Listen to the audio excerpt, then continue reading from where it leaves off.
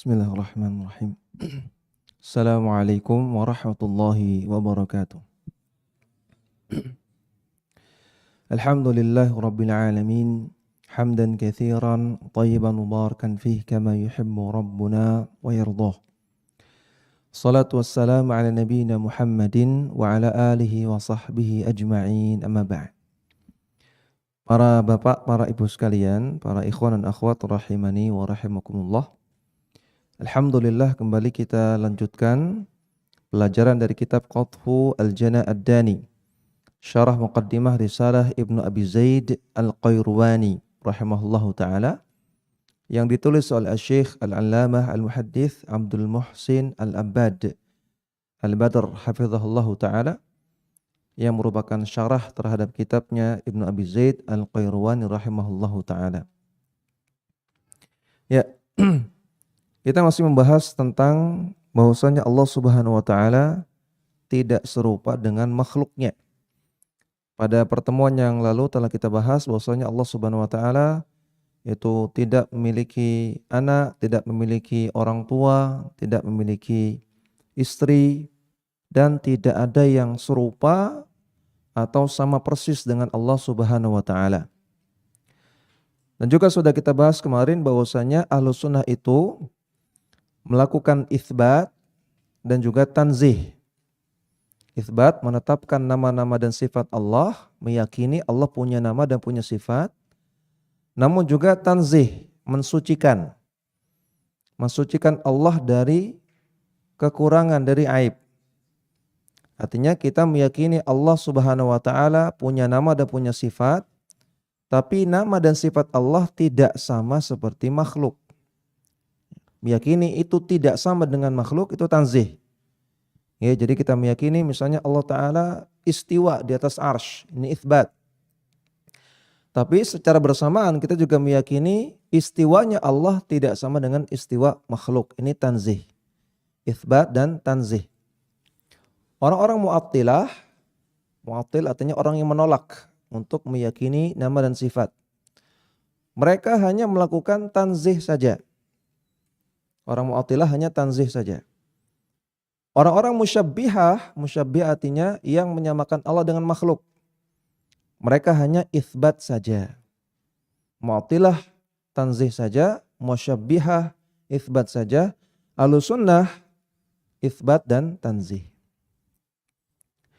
Nah, kemudian di sini ada penjelasan yang bagus, yang menarik dari Syekh Abdul Muhsin Al-Abbad. Beliau mengatakan, wa ma jaa fi kalam Ibni Abi Zaidin rahimahullahu fi nafyi tashbihi fi nafyi syabihi wan nadhiri wal walidi wal waladi was sahibati. Perkataan yang diucapkan oleh Al-Imam Ibnu Abi Zaid Al-Qayrawani di sini, yang beliau menafikan Allah itu punya syabih, punya yang serupa, atau yang nadhir, yang semisal, sama persis. Dan menafikan Allah punya anak, Allah punya orang tua, dan Allah punya istri. Huwa nafyun ala tariqatis salaf. Penafian yang dilakukan oleh Ibnu Abi Zaid dalam kitab ini adalah penafian yang sesuai dengan metodenya para salafus saleh. Yaitu apa? Wa huwa nafyun mutadamminun itsbata kamalillahi azza wa jalla. Yaitu penafian yang dalam penafian ini sekaligus mengandung penetapan kesempurnaan Allah Subhanahu wa taala. Penafian yang sekaligus mengandung penetapan kesempurnaan. Contoh ya. Kalau kita mengatakan anak ini, ada anak sekolah misalnya, anak ini bukan anak bodoh.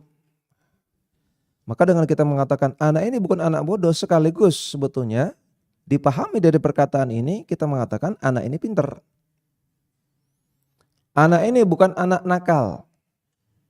Dengan mengatakan anak ini bukan anak nakal, secara tidak langsung kita juga menyatakan anak ini anak baik. Nah, ini contoh penafian yang mengandung penetapan kesempurnaan, penetapan kebaikan. Nah, itulah thariqahnya para salafus saleh yang juga disampaikan oleh Ibnu Abi Zaid Al-Qayrawani di sini. Nah, beda lagi dengan penafiannya ahlul kalam. Ya, penafian itu sama dengan tanzih. Ya, an-nafyu sama dengan at-tanzih. Beda dengan penafian atau tanzih yang dilakukan oleh ahlul kalam. Dalam hal ini maksudnya adalah mu'attilah. Contoh mu'attilah adalah orang-orang Jahmiyah, orang-orang Maturidiyah dan orang-orang Asy'ariyah. Penafian yang mereka lakukan adalah penafian yang tidak menetapkan kesempurnaan. Nah, ini bedanya. Kalau salafus saleh ketika menafikan sesuatu dari Allah, maka ada kandungan makna penetapan kesempurnaan di dalamnya. Beda dengan ahlul kalam, orang Asy'ariyah, Maturidiyah, Jahmiyah secara umum, ketika mereka menafikan sesuatu dari Allah tidak mengandung penetapan kesempurnaan. Kita lihat contohnya di sini. Fanafyu syabihi wan nadhiri mutadamminun itsbata kamali ahadiyatihi. Menafikan adanya yang serupa atau semisal dengan Allah, maka di sana mengandung penetapan kesempurnaan keesaan Allah. Kalau kita katakan tidak ada yang serupa dengan Allah, tidak ada yang semisal dengan Allah, berarti Allah satu-satunya, Allah esa. Semakin menguatkan makna bahwasanya Allah itu satu-satunya, Allah esa. Wa nafyul walidi wal waladi was sahibati mutadamminun itsbata kamali ghinahu. Menafikan Allah punya anak, punya orang tua dan punya istri, maka di sana mengandung makna penetapan kesempurnaan kekayaan Allah, ketidakbutuhan Allah kepada makhluk. Ya, kalau kita katakan Allah nggak punya anak, nggak punya orang tua, nggak punya istri, berarti maknanya Allah nggak butuh dengan siapapun. Berarti ini sekaligus menetapkan kesempurnaan kemahakayaan Allah. Wa kullu ma jaa fil Qur'ani min nafyi syai'in 'anillahi fa innahu yatadammanu itsbata kamali diddi dzalikal manfi.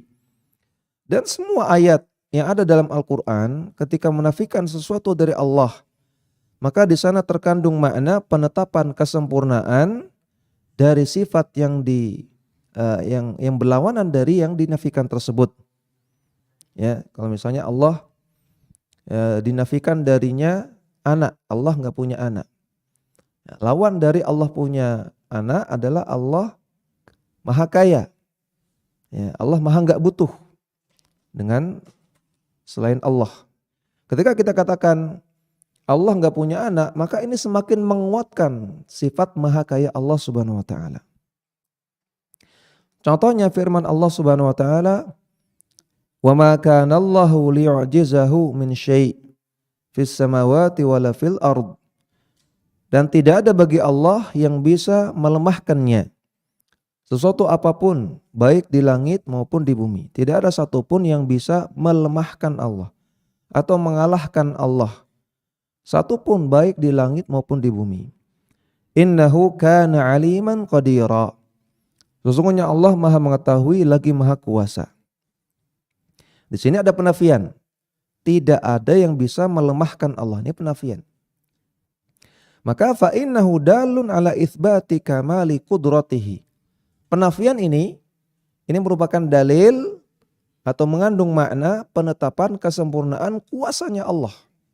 Ketika kita katakan tidak ada satupun yang bisa melemahkan Allah. Ini bentuknya negasi.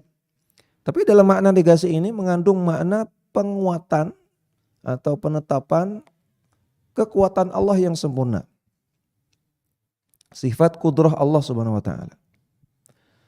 Demikian juga dalam ayat yang lain Allah taala katakan walaqad khalaqanas samawati wal arda wama bainahuma.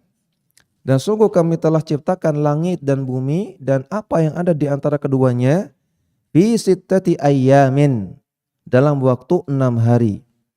Wa ma massana min lughub, dan kami tidak mengalami kelelahan. Kami di sini maksudnya Allah. Allah ciptakan langit dan bumi yang besar ini dan semua yang ada di dalamnya tanpa lelah sedikit pun. Ya, maka ayat ini ada negasi, menegasikan sifat lelah, ta'ab. Ya, atau lughub, artinya ta'ab, artinya lelah, capek. Maka ketika kita menafikan sifat capek, Allah nggak mungkin capek gitu. Sekaligus di sana ada makna penetapan sifat kudrah Allah, kemahakuasaan Allah, kekuatan Allah. Lughub ay min ta'abin. Lughub artinya ta'ab, capek. Allah nggak mungkin capek. Fahuwa mutadamminun itsbata kamali qudratihi. Maka ayat ini mengandung makna penetapan kesempurnaan kudrah Allah, kuasa Allah. Contoh yang lain, Allah Ta'ala katakan wala yadlimu rabbuka ahada. Allah tidak akan zalim kepada siapapun. Rabbmu yaitu Allah la yadlimu, tidak akan zalim ahadan kepada siapapun. Maka di sini ada nafi, ada tanzih, yaitu menafikan sifat zalim. Allah enggak mungkin zalim. Maka ketika kita katakan Allah enggak zalim, secara sekaligus kita juga menetapkan Allah itu paling adil. Allah Maha Adil. Wa huwa dalun ala itsbati kamali adlihi. Maka ayat ini menunjukkan penetapan sifat kesempurnaan sifat adilnya Allah Subhanahu wa taala. Dan seterusnya, ya, semua penafian di dalam Al-Qur'an, penafian sesuatu dari Allah Subhanahu wa taala di dalam Al-Qur'an, maka di sana ada makna penetapan kesempurnaan sifat Allah yang merupakan lawannya. Nah, inilah penafian yang merupakan metode para salafus saleh. Wa hadza bi khilafin nafi 'inda ahlil kalam. Dan ini berbeda dengan penafian yang dilakukan oleh ahlul kalam, tadi Mu'attilah. Ya, yang Mu'attilah itu terdiri dari Jahmiyah, Asy'ariyah, Maturidiyah dan yang semisalnya. Penafian yang mereka lakukan fa innahu la yadullu ala kamalin, tidak menetapkan sifat kesempurnaan bagi Allah. Sekedar penafian saja. Bal yuaddi ila tashbihillahi azza wa jalla bil ma'dumat. Bahkan penafian yang dilakukan oleh ahlul kalam justru malah membawa kita untuk menyamakan Allah dengan ketiadaan. Ya, bukan malah menguatkan makna kesempurnaan Allah, malah menguatkan makna kesamaan Allah dengan ketiadaan.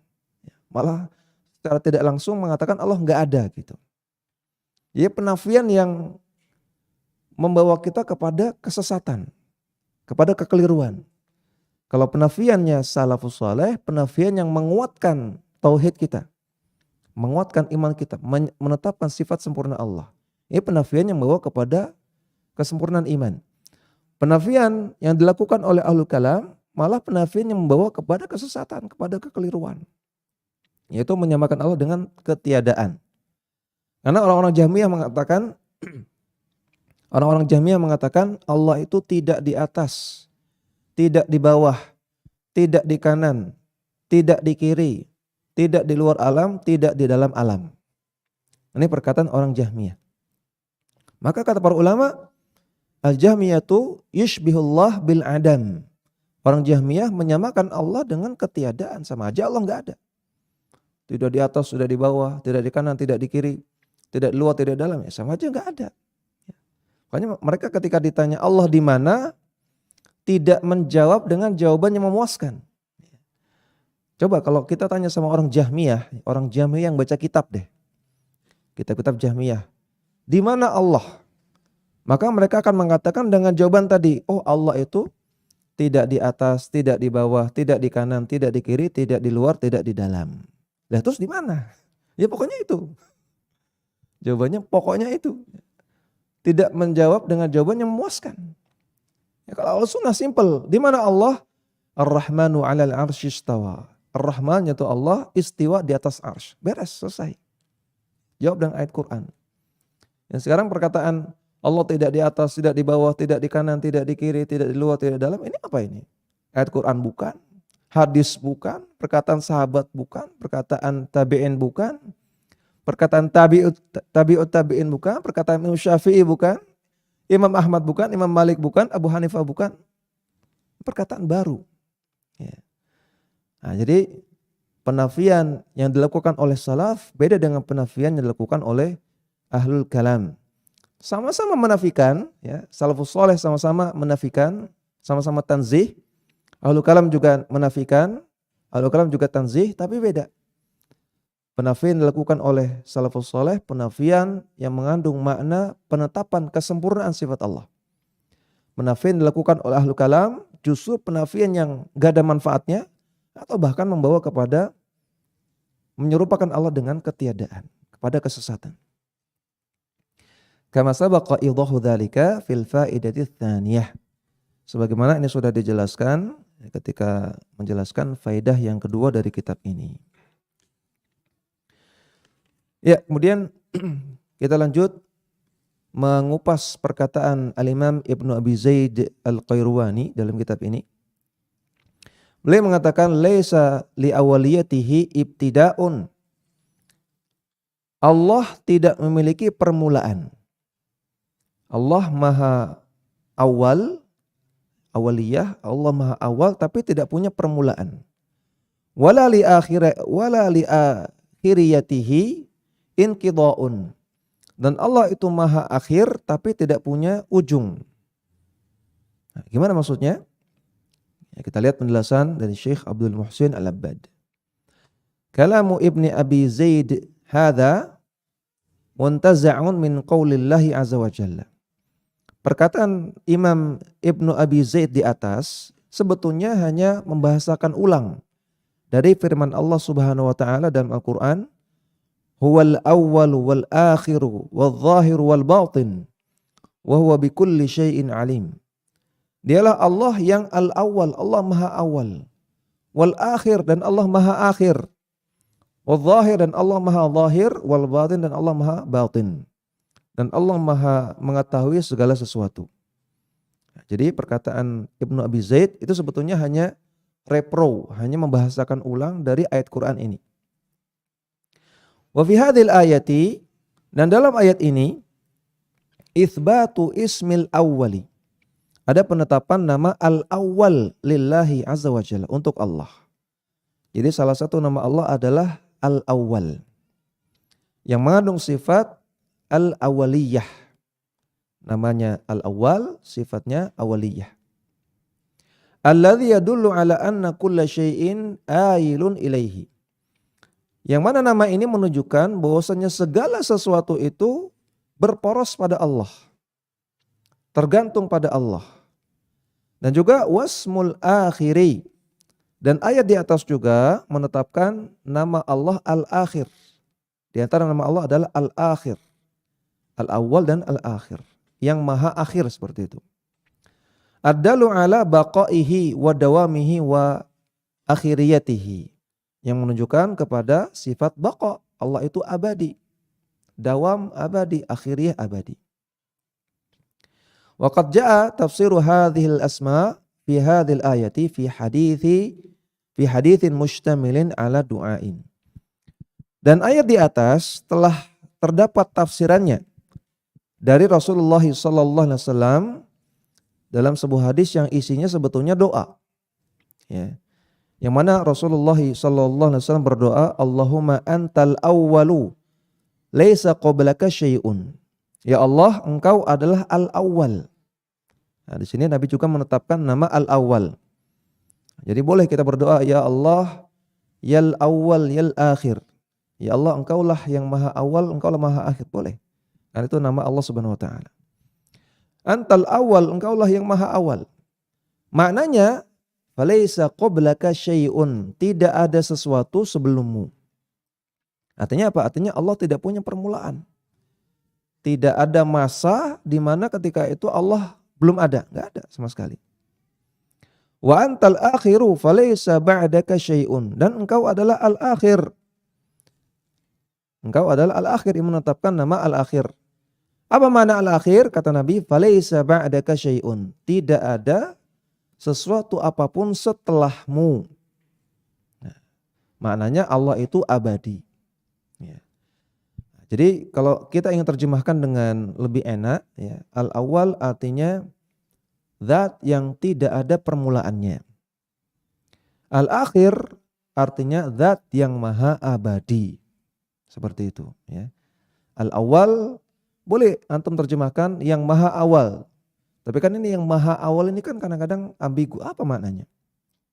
Kalau ingin diterjemahkan dengan jelas, zat yang tidak punya permulaan. Seperti itu. Kemudian al-akhir Boleh diterjemahkan yang maha akhir, boleh. Tapi kadang-kadang yang maha akhir kan ambigu. Apa maknanya? Membingungkan. Maka kalau ingin diterjemahkan dengan lebih jelas, zat yang maha abadi.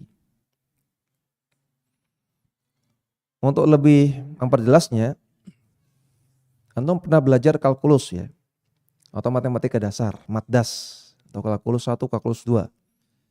Itu kan ada garis bilangan. Ya, semakin ke kanan semakin besar, semakin ke kiri semakin kecil. Nah, sekarang apa bilangan terkecil? Yang paling awal. Ada yang tahu? Masih ingat kalkulus 1? Bilangan yang paling terkecil bukan 0, ya kan di bawah 0 ada -1, -2. Bilangan paling terkecil adalah infinity minus. Ada yang ahli matematika di sini? Infinity tanpa batas, tapi ke kiri. Nah, bilangan yang paling besar adalah infinity plus, atau tadi infinity negatif, ini infinity positif. Infinity tanpa batas. Jadi sebetulnya garis bilangan itu nggak ada ujungnya. Nggak ada ujungnya. Nah, kira-kira seperti itulah sifat al-awwal dan al-akhirnya Allah Subhanahu wa taala. Ya. Jadi al-awwal itu bukan dimaknai yang pertama, kemudian yang pertama ini berarti ada sebelumnya gitu. Enggak. Ya, berarti Allah diciptakan, kemudian Allah makhluk yang pertama, bukan. Al-akhir diterjemahkan yang paling akhir. Oh, berarti Allah akan berhenti, Allah akan habis, Allah akan binasa. Enggak. Ya, sebagaimana garis bilangan, ya, semakin ke kiri infinity, enggak ada ujungnya. Semakin ke kanan infinity enggak ada ujungnya. Seperti itulah kira-kira. Wa anta adh-dhahir falaysa fawqaka syai'. Engkau adalah adh-dhahir. Salah satu nama Allah adalah adh-dhahir. Maknanya falaysa fawqaka syai'. Tidak ada sesuatu di atasmu. Artinya Allah yang paling a'la, Allah paling tinggi. Maka makna adh-dhahir sama dengan al-ali. Ya, adh-dhahir kalau diterjemahkan yang paling nampak gitu ya. Tapi maknanya adalah al-ali, yang paling tinggi. Allah paling tinggi di atas makhluknya, tidak ada yang lebih tinggi daripada Allah Subhanahu wa taala. Wa antal batin falaysa dunaka syai'un. Engkau adalah al-batin. Kalau diterjemahkan yang paling batin. Apa maknanya? Falaysa dunaka syai'. Tidak ada sesuatu di bawahmu. Iqdi 'anna ad-daina wa aghnina minal faqri. Ya Allah, bantulah kami untuk melunasi hutang-hutang kami dan jauhkanlah kami dari kefakiran. Ini doanya. Sebelum mengucapkan doa, menyebutkan nama-nama dan sifat Allah Subhanahu wa taala. Disebutkan 4 nama dan sifat. Al-awwal, al-akhir, al-zahir, dan al-batin. Setelah itu baru berdoa. Ya Allah, bantulah kami untuk melunasi hutang-hutang kami. Iqdi 'anna ad-daina. Yang kedua, wa aghnina 'anil faqri. Ya Allah, jauhkan kami dari kefakiran. Maka ini diantara adab dalam berdoa adalah memuji-muji Allah terlebih dahulu dengan menyebut nama-namanya atau sifat-sifatnya. Ya, ya Razzaq, ya Mannan, urzuqni. Wahai zat yang memberikan rezeki, yang memberikan nikmat, berilah aku rezeki, seperti itu. Ya Razzaq, ya Karim, urzuqni al-walad. Ya Allah yang maha memberikan rezeki, yang maha memberikan rezeki, yang maha pemurah, aku ingin punya anak misalnya. Seperti itu contoh berdoa. Boleh dengan bahasa Indonesia, bahasa Jawa, ya Allah yang maha murah, ya Allah yang maha kaya, ya Allah yang maha kuat. Ya, berikanlah kami, aku dan suamiku misalnya, anak yang soleh, seperti itu. Ya. Sebut nama-nama Allah dulu atau sifat-sifatnya, puji Allah dulu baru sebutkan permintaannya. Ya, hadis ini hadis yang sahih riwayat Muslim dari sahabat Abu Hurairah radhiyallahu taala anhu. Wa ma'na qaul Ibnu Abi Zaidin hadza anna Allah lam yasbaqhu adamun. Makna perkataan Ibnu Abi Zaid di atas maknanya adalah Allah tidak didahului oleh ketiadaan. Wala yulhiquhu adamun. Dan Allah tidak pernah mengalami ketiadaan. Wa amal makhluqatu falaha bidayatun sabaqaha adamun. Adapun semua makhluk, maka makhluk itu semuanya punya permulaan dan didahului oleh ketiadaan. Semua makhluk ada awalnya. Dan sebelum awal dia adam, tidak ada. Walaha nihayatun yulhiquha adamun. Dan setiap makhluk pasti ada ujungnya, ada akhirnya. Dan setiap makhluk pasti akan mengalami ketiadaan, mati, hilang dan sebagainya. Wa amma ma jaa fi nususil kitab wa sunnati min baqa'il jannati wan nari. Adapun tentang nas-nas Al-Qur'an as-sunnah seputar surga dan neraka. Semua makhluk itu didahului ketiadaan dan diakhiri dengan ujung. Lah bagaimana dengan surga? Bagaimana dengan neraka? Tidak ada yang abadi kecuali Allah. Lah bagaimana dengan surga? Bagaimana dengan neraka? Bukankah abadi juga? Ya, maka jawabannya fala yunafi kaunuhu subhanahu al-akhirah alladzi laysa ba'dahu syai' li'anna baqa'ahu lazimun li dzatihi. Maka abadinya surga dan abadinya neraka tidak bertentangan dengan nama al-akhir atau sifat keabadian Allah Subhanahu wa taala. Kenapa? Karena keabadian Allah Subhanahu wa taala baqa'ahu lazimun li dzatihi, adalah keabadian yang terus-menerus, lazim, terus-menerus ada pada diri Allah. Li dzatihi, yang ada pada zat Allah. Tidak pernah didahului oleh ketiadaan. Sifat abadi Allah enggak pernah copot, selalu ada pada diri Allah. Bi khilafil jannati wan nari, beda dengan surga dan neraka. Fa innahu muktasabun qad sya'allahu wa aradahu. Karena sifat keabadian surga dan neraka itu muktasab. Itu Allah jadikan ada, sebelumnya enggak ada. Ya, sebelumnya surga dan neraka itu Allah ciptakan. Ketika Allah ciptakan belum Allah kasih sifat abadi. Setelah itu baru Allah kasih sifat abadi. Ya, sehingga dia abadi, tidak akan hancur. Surga dan neraka tidak akan hancur. Maka beda, kalau Allah terus-menerus abadi. Kalau surga dan neraka ada masa di mana dia belum ada, kemudian Allah ciptakan, kemudian baru Allah kasih sifat abadi. Maka sifat keabadian surga dan neraka laisa li dzatiha. Tidak nempel terus pada zatnya surga dan neraka, beda dengan Allah. Kalau Allah sifat abadinya li dzatihi. Ada pada zat Allah terus-menerus. Nah, jadi intinya beda.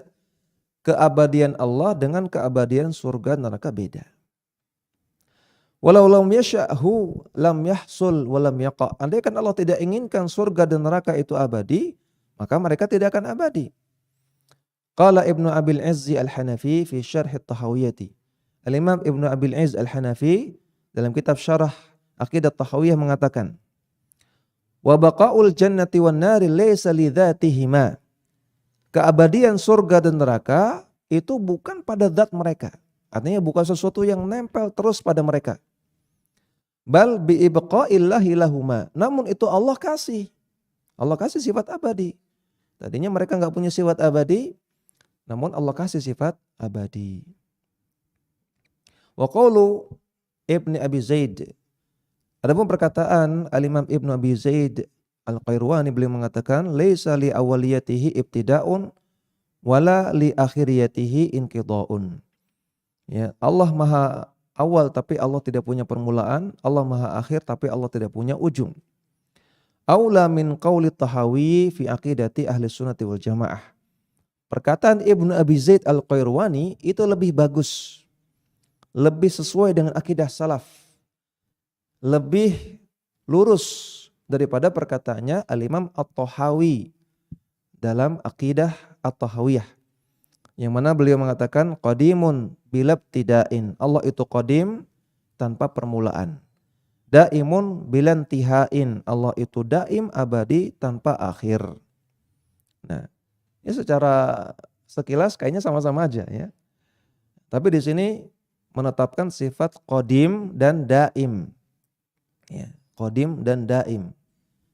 At-Tahawi dalam Aqidah Tahawiyah menyebutkan sifat qadim dan daim. Yang mana dua sifat ini tidak ada dalam nas Al-Quran atau hadis. qadim dan daim, enggak ada. Ya. Tapi Ibnu Abi Zaid menyebutkan laisa li awaliyatihi, menyebutkan awaliyah. Ini ada dalam Al-Qur'an tadi. Wal awwalu. Kemudian menyebutkan sifat akhiriyah, ini ada dalam Al-Qur'an. Ya. Wal awwal wal akhiru. Maka kata-katanya Ibnu Abi Zaid Al-Qayrawani lebih bagus, lebih lurus, lebih utama daripada kata-katanya Al-Imam At-Tahawi dalam Aqidah Tahawiyah. Li ta'birihi bima yutabiqu ismai illahi al-awwal wal akhir.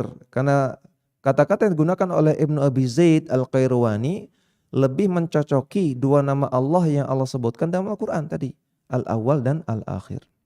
Ya. Ini sampai seperti ini dibahas oleh para ulama ya. Walau kata-katanya sekilas-sekilas mirip, tapi ternyata ada masalah. Ya. Ini menunjukkan bahwasanya bicara masalah akidah itu bukan masalah ringan. Ya. Dengan salah ngomong dikit bisa salah. Ya, salah ngomong dikit bisa salah. Maka harus hati-hati bicara masalah akidah. Kalau jenengan belum paham, kalau jenengan belum berilmu, belum mempelajari, jangan dulu bicara masalah akidah. Ya, karena ini masalah yang besar. Tapi kalau sudah paham dalilnya, paham penjelasan ulamanya, silakan bicara. Ya. Dan ini juga menunjukkan bahwasanya tidak ada kitab yang sempurna. Ya, kitab Aqidah Tahawiyah, ini kitab ini dipuji oleh para ulama. Ya. Tapi ini kitab yang levelnya agak tinggi. Saya pernah jelaskan di sini ya, ketika tentang tahapan-tahapan belajar ilmu agama. Bahwasanya Aqidah Tahawiyah itu level 5. Level agak tinggi. Karena di antara kenapa alasannya di level 5, level tinggi? Karena di sana ada beberapa masalah, ada beberapa perkataan-perkataan yang kurang sesuai dengan akidah Ahlussunnah. Tidak parah, ya, ketidaksesuaiannya tidak parah, kesalahan tidak parah, namun ini perlu dijelaskan. Ya, dan untuk menjelaskan ini perlu tahu dulu yang benar bagaimana. Oleh karena itu, belajar akidah Tahawiyah itu level agak tinggi. Ya. Sedikit lagi Isya ya. Ya, ada pertanyaan? Atau enggak paham? Ya, kalau enggak paham tanya, enggak apa-apa.